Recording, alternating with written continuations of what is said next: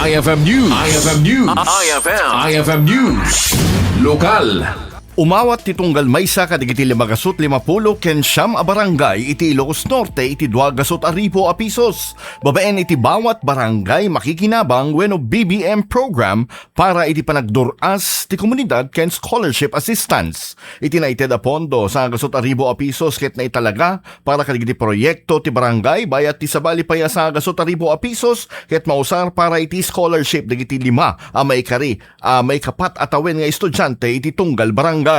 Sigon ti provincial government ti Ilocos Norte, ti programa ket manang papigsa ti panakikadwa digiti barangay ti panangipaay kadigiti kangro na serbisyo ken panagduras iti komunidad. Manamnama met a babaen ti scholarship assistance maituloy digiti agadal ti panagadal daging gay ti panakaisakop ti kolehyo bayat at ti development fund ket mausar kadigiti prioridad a proyekto dagiti barangay. Ti BBM program ket maponduan babaen ti social civic projects fund ken local government support fund ti Office of the President.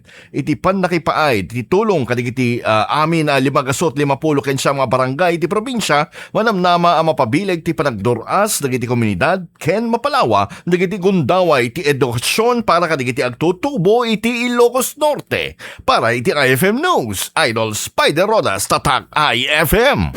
IFM News. IFM News. IFM News. Lokal.